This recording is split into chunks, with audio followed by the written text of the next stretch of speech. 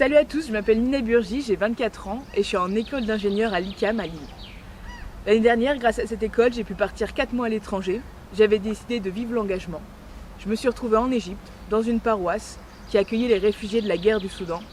Cette guerre, elle a commencé le 15 avril 2023 et j'ai pu y voir y arriver plusieurs communautés. La communauté soudanaise, mais aussi sud-soudanaise, érythréenne, il y avait aussi quelques yéménites.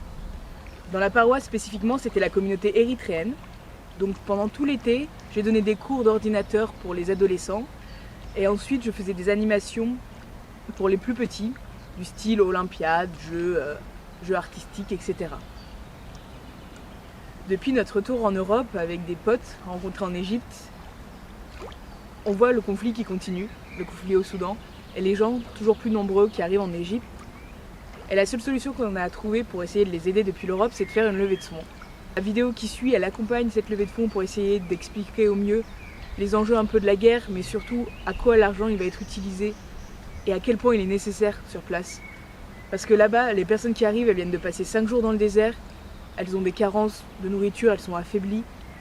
Donc l'argent il sera utilisé pour de la nourriture, mais aussi des frais médicaux, essayer de scolariser les enfants pour que les parents sur place puissent trouver rapidement un emploi et subvenir eux-mêmes à leurs besoins. Je vous laisse avec la vidéo. Si vous souhaitez nous aider, on a besoin d'argent, mais un simple commentaire, un simple partage, ça serait d'une très grande utilité aussi. Merci pour tout et à bientôt.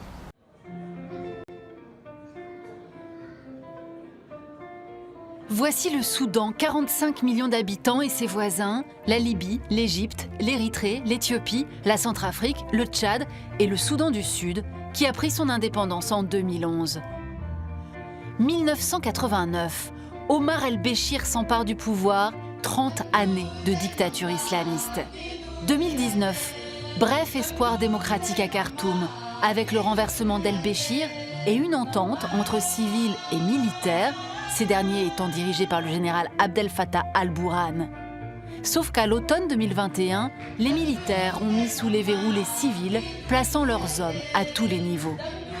Et puis l'autorité d'al-Burhan a été contestée par un autre général, le général Hemeti, à la tête d'une milice paramilitaire, connue pour avoir commis des massacres au Darfour entre 2003 et 2020, au moins 300 000 morts.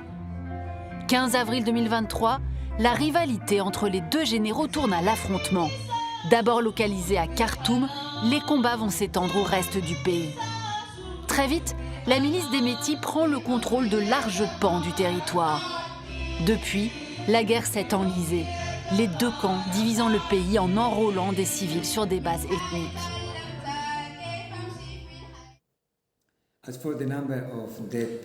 Le nombre de morts n'est pas connu. Il est difficile à estimer car les deux armées ne communiquent pas sur le nombre de soldats perdus au combat. Il est certain néanmoins que le nombre de victimes est supérieur à 10 000 personnes, mais il n'est pas connu.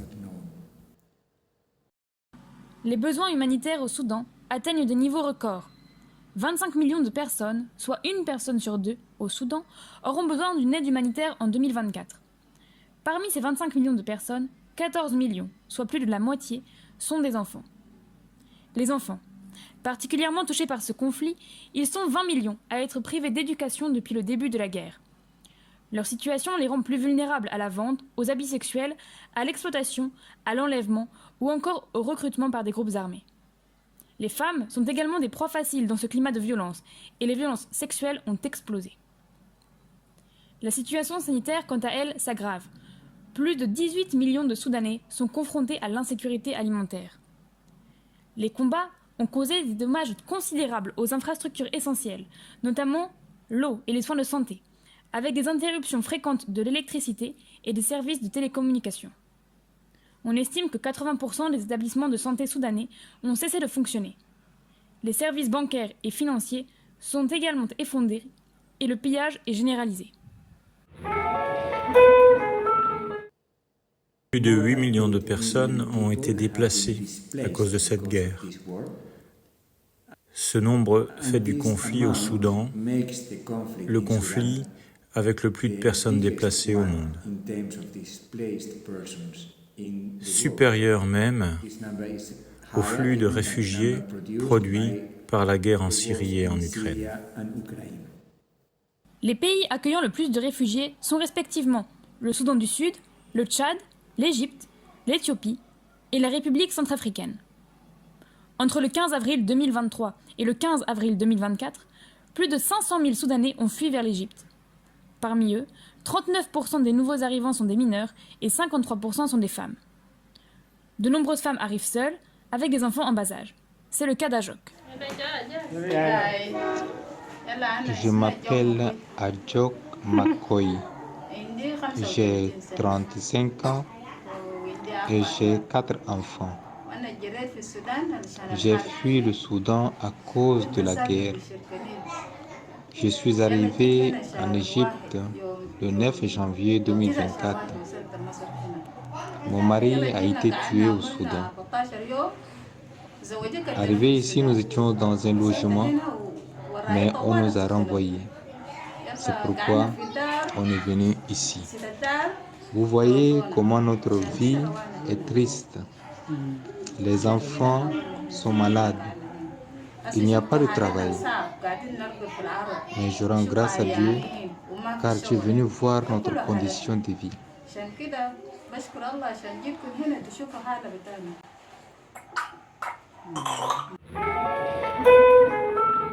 Les familles arrivant en Égypte ont quitté leur maison, leurs biens, leur travail et souvent leurs proches.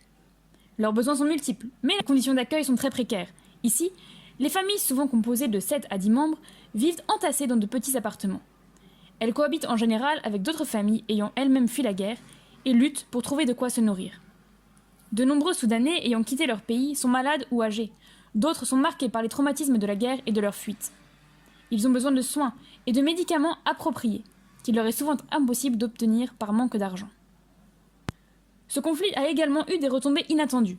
Les Soudanais déjà présents sur place ont vu le prix de leur loyer s'élever et le nombre de contrôles de police et de déportation s'intensifier. La pression est forte sur l'ensemble de la communauté soudanaise et elle ne semble pas prête de diminuer. Aujourd'hui, il est difficile de penser que le conflit prendra fin dans un futur proche. En effet, l'armée régulière pense pouvoir battre les forces de soutien rapides. Et il y a un grand manque de confiance entre les deux camps. Il n'y a pas de confiance mutuelle. C'est pourquoi l'organisation de négociations fructueuses semble impossible. Le conflit ne semble pas près de s'arrêter. Dans ce contexte, vos dons sont plus que nécessaires.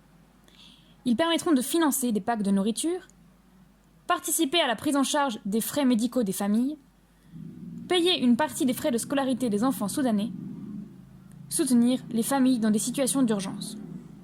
Nous comptons sur vous.